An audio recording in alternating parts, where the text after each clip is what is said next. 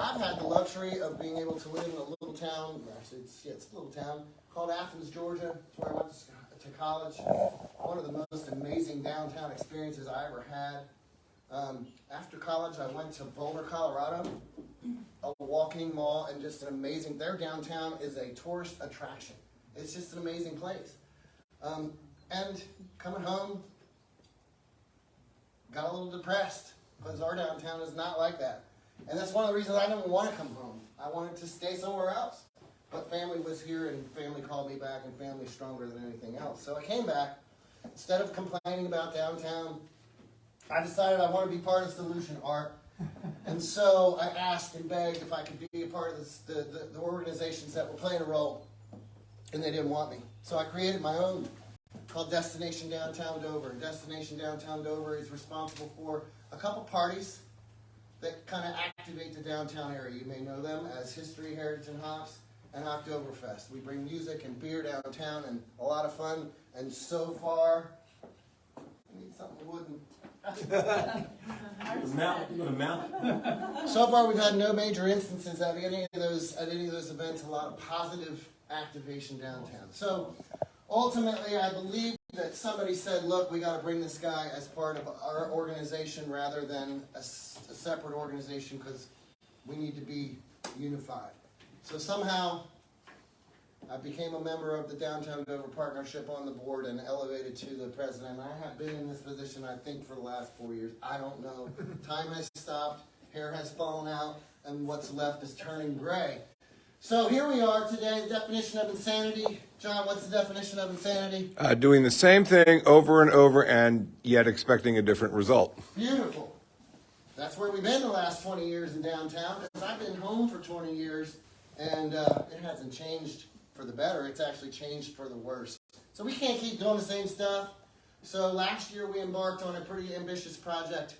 Let's get a roadmap designed for how we can take this from here to here. And so that's what we're here to talk to you about today. Guys, it's a 260-page document. We can't present all that in 10 minutes. We just can't do it. It's not possible. I would invite you. There are cards Diane just handed out to you. On there is a QR code. The QR code takes you to our website, and you can read the entire document. We're going to hit some high points, kind of just get the blood flowing a little bit. And what I would ask for you as you listen to this is, how can you take your area of specialization? If you see passion and you see this as something that you're interested in, how can you take your area of expertise and help? Because we can't do this on our own.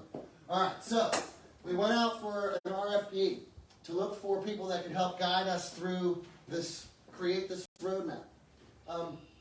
We had 7 responses. 6 of them came from planning companies, people that draw maps, draw pictures, pretty pictures. I don't know about your experience, but in my experience, I can draw a pretty picture, but when it comes time to build that pretty picture, it's not, sometimes... I don't think you can draw as well as I can. No, I cannot. Sometimes it's impossible to realize that pretty picture. One of the people that responded to our request for proposals, one of the organizations, was a group called Mosaic Development Partners. They're developers. They invest their money for profit. Makes sense, right? Designers will design something pretty, but you can't always build it. Developers will design something that they can realize a profit out of. And so their concept rose to the top, and we selected them to guide us through this, to lead us through this plan.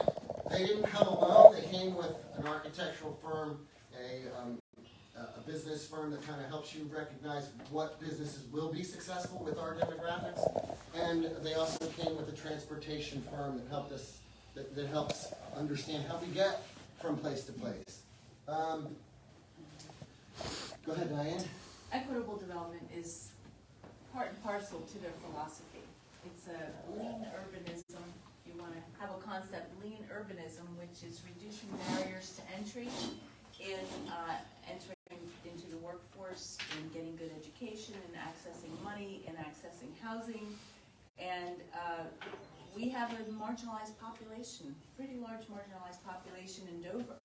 And Mosaic has worked in economic nodes similar to Dover not in the traditional downtown sense as much as in neighborhoods in Philadelphia and other areas. And they also work with Cheney University, which is an HBCU, just like DSU. So they're familiar with sort of the landscape and the people and the demographics here. And we believe that this was perfect for Dover because that's what Dover needs. And so this kind of gives a sort of a sense, but basically it's the lean urbanism concept. And one of the examples is housing. If we can have mixed-use housing where there's 4 levels or 5 of housing up above apartments, and then the first floor retail and restaurant, that housing doesn't have to be just luxury or just market rate or just affordable housing. It can be a mix so that our community integrates more and one holds the other up and holds the other accountable in both ways, in all ways.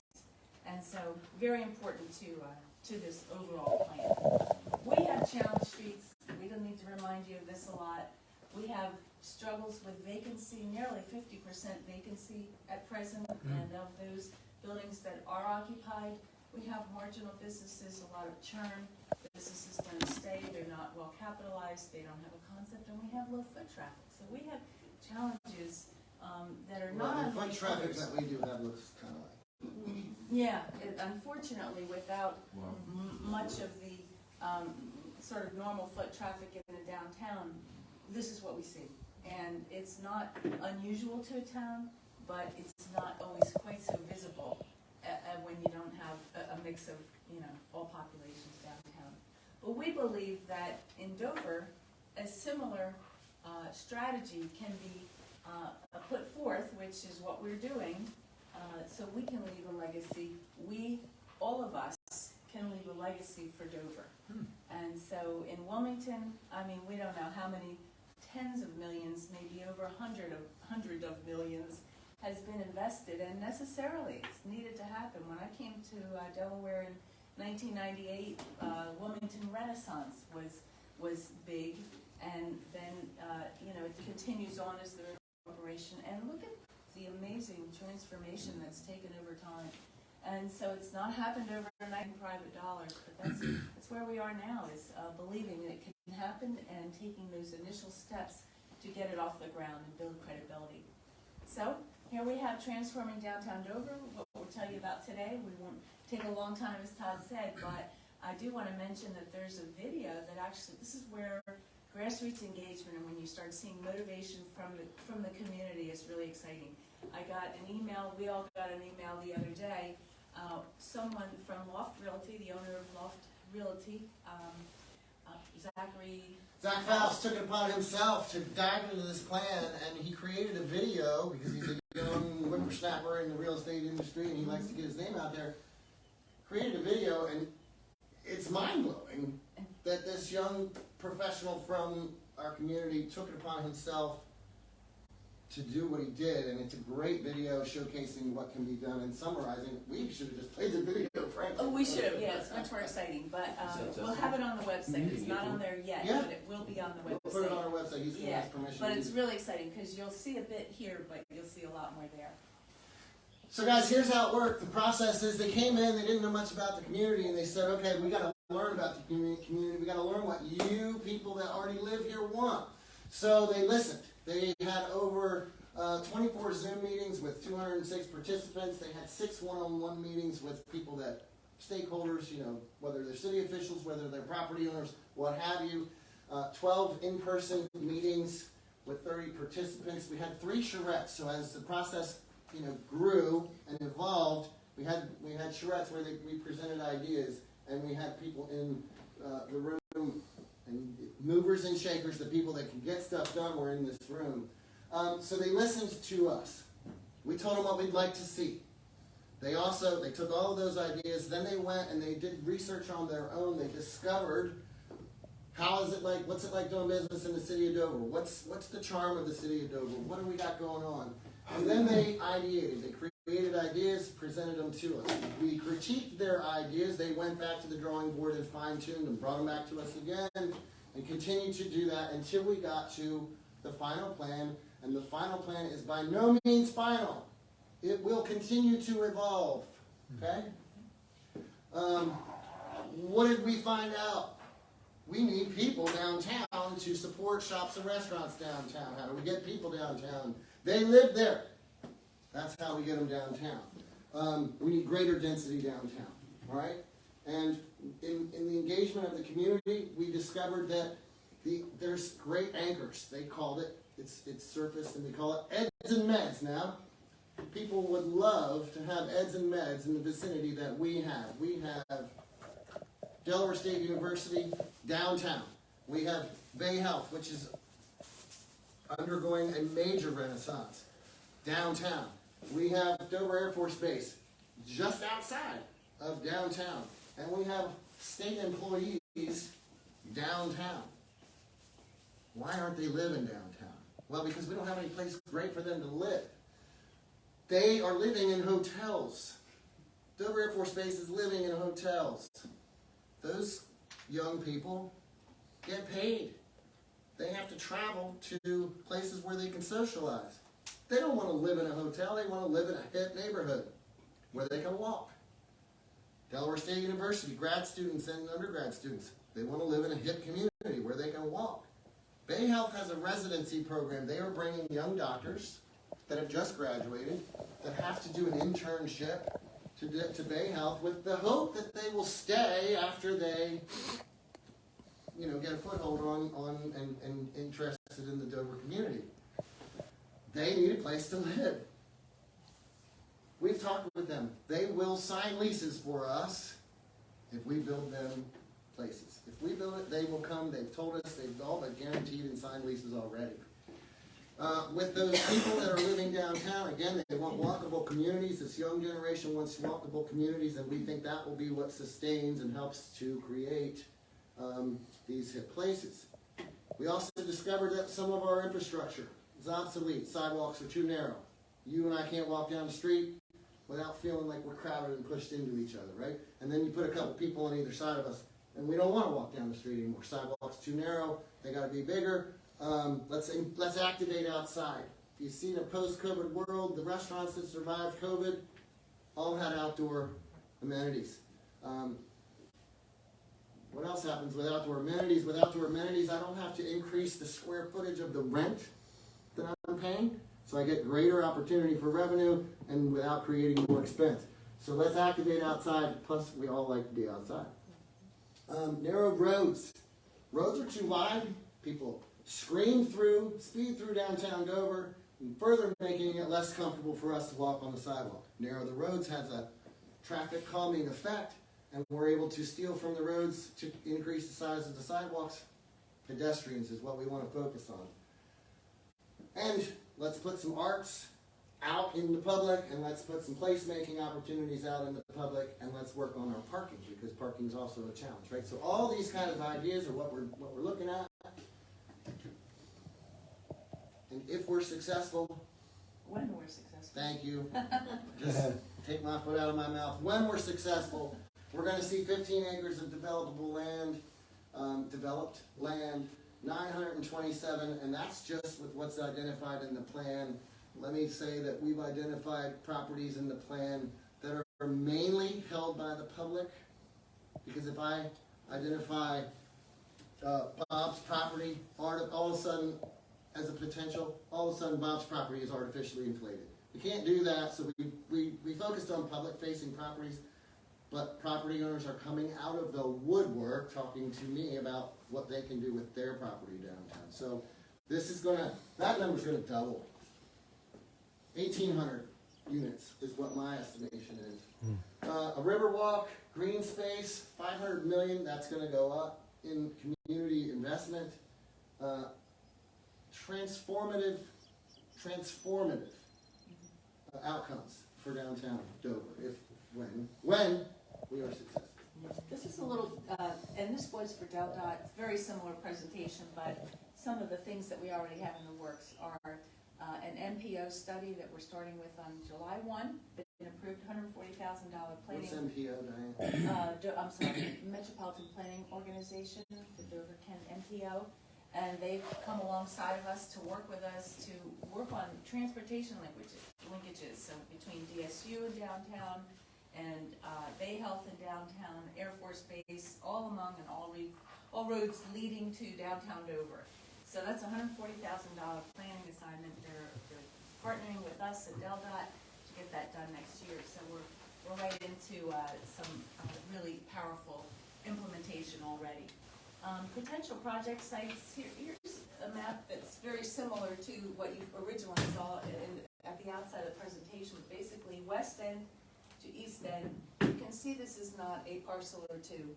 This is 12 parcels that we largely have ownership of and can control the future of. So maybe 8 of them, other than maybe 4 or 5 on here, we own them. So this is east to west, and the other thing is, some say, well, gosh, when you see some of these big buildings, does that really suit downtown? You know, high buildings compared to the traditional. But most of these are not on Lockerman; they're just a block off.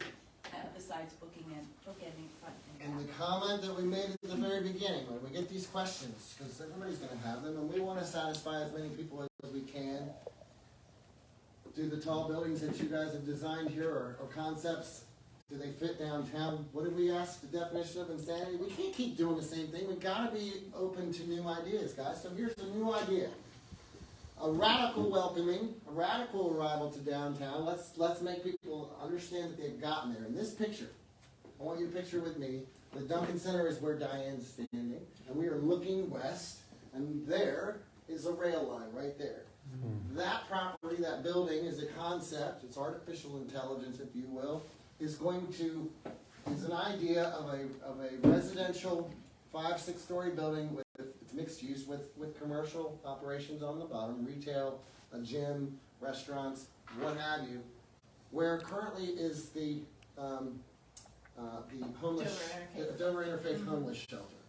Okay? Forest Avenue. Yeah. Okay. All right, so we actually own that property, and we feel that that's going to be a better use for that property. All right? Here's a concept. These are concepts. For everybody in this room, you guys will know the site that I'm talking about when I say the Acme site. Acme downtown. All right, right now it's an auto parts store. We own that site. It's an auto parts store and a daycare. Let's level that building. Let's go up. Let's put some mixed-use residential there. Let's bring grocery back to downtown. The one place people went during COVID to leave their property was to get food. And liquor. So let's bring grocery back. Let's not put people in their cars and take them out of downtown to get grocery. Let's get them to walk to the grocery store that's downtown. So we've got an interested party and interested in bringing grocery back. Okay. Next concept, right across the street. Currently is surface parking. Okay, there's a big parking lot there. Community owned by, or it's owned partially by the DDP and partially by the city of Dover. So again, publicly held property. The idea here is to build a parking structure and centralize parking.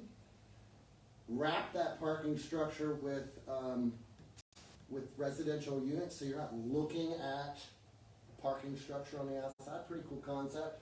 And then a multimodal community center. It's a place for you to park, you get out of your car, you come down and you get on a scooter, you walk or whatever, and go visit the shops that you want to visit downtown. Or you bring an Uber in or a taxi in, and like that. Diane, how about this one? Sure, Lockerman Way Plaza is where the Santa House is now. It's a green space. You guys all know it as the Dover Hardware location.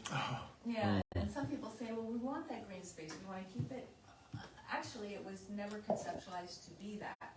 We've used it that way as we've owned it, but the whole reason for the DDP purchasing it some time ago was to develop a multi-use, mixed-use concept with 2 buildings, as you see here, and to ready the property and to sell it to someone that would develop it that way. So it's in the hands of a new developer, and the concept's changed slightly, mainly to take advantage of that green space idea and not have a building go all the way to the street. So there would be some green space, as you see there, for parkland and outdoor activities, maybe a farmer's market, occasionally other placemaking activities. and then you have 2 mixed-use buildings. And so very exciting, and all these buildings would have some kind of rooftop amenity. We like to get high up, see things from a little higher up, have fire pits, restaurant, or gathering space upstairs. We also have a couple of public amenities projected, this being the Park Drive. I always want to call it Park Place or Mirror Lake Drive or something, but you know where we mean it, at the east end of Los Does everybody Angeles. know where Park Drive is? Where Mirror Lake Do you know where is. Mirror Lake is? Yeah. Okay, Mirror Lake, to the east of Mirror Lake, there's a road that runs right along Mirror Lake. That's Park Drive. Ah, Right, so it's where you see people walking. It's a park-like space, and appropriately so. And the intention is not to change it into some, 24/7 activated space, but to have art walk there, an amphitheater with music, bring the community out, make it an amenity that the whole. Small amphitheater. We're not talking about the Tweeter Center here. We're talking about a small community amphitheater. Exactly. You put all these people living downtown, they're going to want to get outside and do stuff. We need space for them. And food trucks, so they come and go. And so that's an exciting community amenity, public space. And then that is up here, but if you go toward like Mall, up here, you will see behind there, well, you won't see it because it's locked off, but there's a large area back there, city-owned, and it used to be a pure water purification area and needs some cleanup, but it runs along that creek, and there's an opportunity. St. John's River, we won't call it a creek anymore. Right, sorry. And so there's an opportunity for a river walk there, and recreational amenities for young people and the like. And so when we're successful, guys, and this is another cool thing, because we've developed this plan, and when we were developing this plan, there were so many ideas and so much great momentum going that we were able to take just the plan as it was being created to Legislative Hall last year. And Diane wrote some amazing grant requests, and we were awarded $1.4 million last year to the DDP from the legislature. We have committed all of that money, 1.2 of that money, out into private owners' hands. They have to meet there's some strings with that money, but if they meet that money, if they meet those strings, then they get to invest in their buildings or their properties downtown. And one of them, for example, you guys will all know this building. It's the building right there that you see. It's known as the Priscilla Block. We all know it as the Lockerman Exchange. It's really called the Priscilla Block. The owner of that building has been, the lights have been off on it for, 20 years. Sorry for my French. 20 years, give or take. There's a concept that has taken root. DC, Wilmington, they're called food halls, all right? Multiple, I don't want to say food court, but for you guys to conceive, look at the mall. You and I can, John and I can go there, Art and I can go there, and if he doesn't like pizza, he doesn't have to get pizza, I can get pizza and he can get Chinese food, right? So the food hall concept is what the owner of this building wants to do. It's already designed, we've committed money to him. He's gonna have about $700,000 from various pots of money, and he's going to put in another 3 of his own, and we're going to get a food hall. That's already taking place. Quick wins. This should be done by 2024, the end of 2024. There are other groups that have gotten similar awards. There's a beer garden that is being built as we speak on West Street, not too far from here, and they were awarded, they were committed some money, and so that's going to be another great addition to downtown.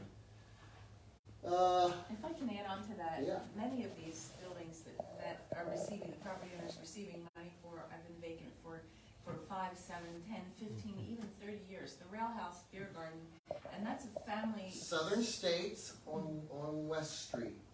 That's going to be called the Rail House. Drive by it. It's exciting. Going to be an awesome beer garden, kind of along the lines of what's the one down in Lewis? Outdoor amenities, a lot of outdoor space, dog friendly, pet friendly. There's one in Crooked Hammock. Crooked Hammock, thank you. One in Lewis and thank you. Yep, and so it's family friendly, open year round. This will be the first beer garden in the state open year round. He's anticipating by August to be open. So it's really important to note that this is not money just going to private investment. It is going to getting buildings leased, so the money doesn't get dispersed until they have an active lease and someone in the building. So it's a vacancy reduction measure as well. So And with this one, this is just really cool, because what happens when he's successful is he's got 3 food vendors in there that they get to share the common space, they get to share tables, they get to share bathrooms, they get to share utility costs, so they don't have to be so lucrative that they're able to go out and rent their own space. They're sharing costs. If they're successful, then they go open their own spot, and we fill it with another incubator. There'll be a bar in there and 3 restaurants in there. So be on the lookout for that. yeah, within about a year. That was all done before the plan was finished. The plan's finished now. We've been over in Legislative Hall. The governor's behind us, his staff, 2 Dover High graduates. I mean, there's a perfect storm brewing right now. So I'll leave it at that, and I'll open it up to, we will open it up to questions, comments, concerns. Try not to throw me a whole bunch of concerns, because we probably heard them all. And the excitement's out there. And like I said, we're over in Legislative Hall working real hard to try and get a whole lot more than 1.2 this year. We need to be on the same radar as the Wilmington Riverfront, who gets $5, $6, $10 million every year. That's what we're looking for here. Call your legislators at the very least and say, please get behind downtown Dover, because we need it. It's the capital of the first state, for crying out loud. John, you have a question? Yeah, I have 2 questions. The first one is, in your vision, is Lockerman Street going to be, at least in part, closed to automobile traffic and just open to foot traffic? I've heard that idea floated in the Great past. question. And so we explored, Mosaic explored with everybody's involvement. They explored everything from no change at all to closing the street and making it a walking mall like the wonderful town of Boulder, Colorado that I fell in love with. I like that concept. Diane doesn't. We can't please everybody all the time. The concept that kind of rose to the top after everybody's engagement was to narrow the road, but not to close it off. But to Okay. close it occasionally. And close it occasionally now, because we have parties down there and parades and such. And so close it occasionally to activate it, and if it catches on, who knows, it may evolve into a walking mall in the future. A lot of these ideas, for example, narrowing the streets, we're not just gonna go and spend millions and millions of dollars moving curb lines. We're not gonna do it. We're gonna try it out first, trial and error, with paint and walls, movable, temporary walls, bollards, right? We're gonna put tables out there. We're gonna try this stuff and see if it works. Deldout's behind us. They wanna help us do everything we can do. Painting some crosswalks. And the thing about closing a road is you need other roads then to handle the traffic, and Dover's challenged in that way. Plus, it can create an empty stage set if it's not programmed with activity all the time. I guess my second question or comment is, I think that to realize what you're envisioning, there needs to be in some way some kind of live music oriented type venues. And are there any plans for anything like that? There are lots of ideas for activated space. So, for example, restaurants is one of the things. And for a restaurant to thrive, it needs people that live within a certain radius from it. And so we don't have enough residents right now to support even one restaurant. We have 4 or 5. And so we need people down there. I would love to see live music too. And yes, I think that will come, but not necessarily targeted within this. We just talk about the higher level food and beverage. We don't go so far as to food and beverage with an R&B music or food and beverage with country. We don't do that. We didn't get that far into the weeds. That's kind of got to shape itself out. It'll come, I think it'll come naturally. We've done some busking and that's gone pretty well as we've done it. But the amphitheater is one where it's... Yeah, I'm thinking along the lines of the pavilion in Rehoboth. So the amphitheater would be the answer Yeah. to that. And then the community events that we have when we close Lockerman Street. And one of the concepts that Mosaic has really promoted, as you see it in New Orleans and other places, is sort of not roll-up doors, but sort of garage doors that open the inside right out to the sidewalk, and then you sort of have that music that's just flowing, you know, from inside to outside. And I think you'll see that as a natural outcome, because the restaurants that come in typically hire their own music, and that'll be easy when the stage is set for the rest. Yeah, I was just, that's like Nashville, right? Yeah. So at the beginning. Never been, I'm going first time in November, so we'll see what kind of ideas I bring back from Well, Nashville. you'll have to lie. Sorry, John. At the beginning of your presentation, you mentioned that the population is how much marginalized? Oh, I didn't say, well, I can say that 50%, I would say, is pretty accurate in terms of the challenged demographic. Our median household income is. So how have y'all addressed dealing with the marginalized? Thank you for asking that question, because we forgot. Home ownership, for those of you that are in my world, means a lot, right? If I own my own home, my children do better in school. This is all proven. I usually make more money. I take pride in my neighborhood. There's all kinds of social benefits with home ownership, right? And a lot of these folks have never even dreamed about home ownership because they just don't have that ability to make that investment. Flip side, to be a developer, you have to have wealth. The system is designed. You can't borrow money if you don't have wealth to back it up. So these folks can't even get in. They can't break through to the other side. Mosaic has this wonderful concept. It's kind of like a crowdfunding concept. You can invest as little as $500, and you become an owner in one of these buildings. And so the effect that that has is, instead of walking out, flicking your cigarette and throwing your trash on the ground in front of that building, you walk out of that building and you say, I own this building, Pick that up. and you pick up somebody else's trash or somebody else's cigarettes. And so it has an effect on the whole community. That's one way.